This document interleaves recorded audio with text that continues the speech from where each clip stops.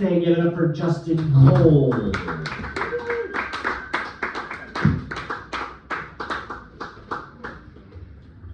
Hi everyone.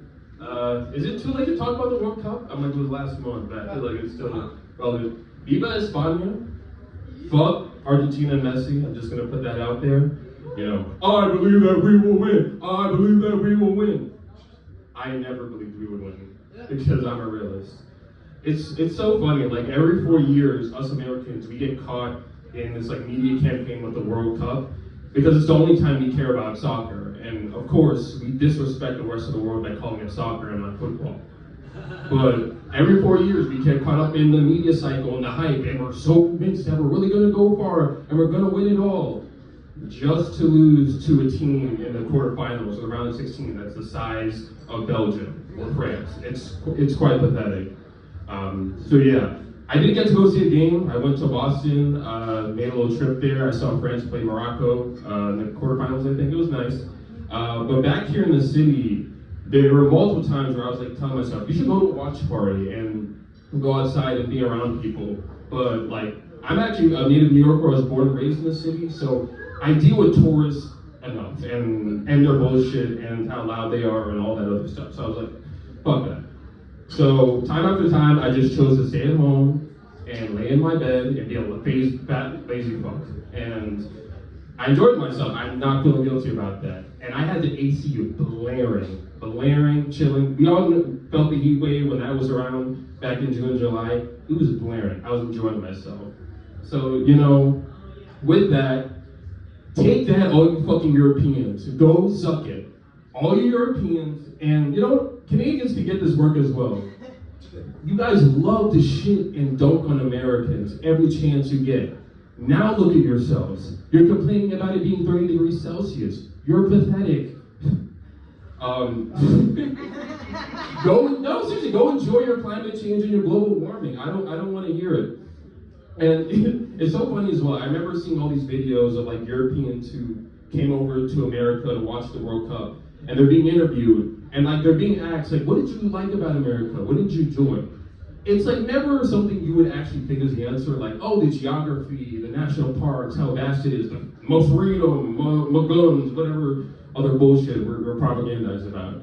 It's always like the tiny experience they had at some restaurant eating fast food slop, like a Frenchman eating the Big Mac for the first time, you know? I think about that quote from Pulp Fiction, where it's like, I forgot the name, it's like something with cheese, that's what it came to mind. So yeah, you know, all these people, and some of these Europeans still have the nerve to think Africa is not modernized. No, Africa is 2 steps behind y'all, for better or for worse. I'm gonna let y'all interpret that. So whatever. So yeah, I think us men, besides drinking beer and watching sports, I think we're quite simple creatures. We will wear like the same 4 shirts, the same 4 pair of pants, have all the same similar shoes, all of our stuff for work, and we bother to work at all. And we will maintain that shit for years. And I don't know, I'm like that, I'm not sure if y'all are, but like, if a shoe like this busts, I will buy the exact same pair, the exact same size again. Like, that's how simple we are. So, all I'm saying is that with that, if we could show that much loyalty and dedication to like material items, like our golf clubs or some other shit, can't we show us the same amount of loyalty and dedication to our wives and our girlfriends? I'm just saying. And I know some of the older guys in here might be looking at me like, you're married? You have a wife? Yeah, you're right. Actually, good, thanks for calling me out on that. You know, I'm a Gen Zer. I know we need a little bit more self-awareness. We need to grow up and mature a little bit. You know, yeah. Because look at me, I have a wife. I don't. I can't even get a girl to text me back on a dating app. Like it's just, you know. But it's funny. Talking about all of this is like making me think about like all this debate that's like going on in the news, the media. They're constantly talking about why, you know, they're talking about work and work in America. Why does nobody want to work anymore? They're talking about like the declining work ethic in America, Protestant or not. And they're really intense about it. Like, why does nobody want to work anymore? And why are young people so not motivated? And what's wrong with these Gen Zers and millennials? And you have like all these wannabe academics and these pundits, and these overpaid intellectuals who are just like missing the target deliberately when it comes to talking about this sort of stuff.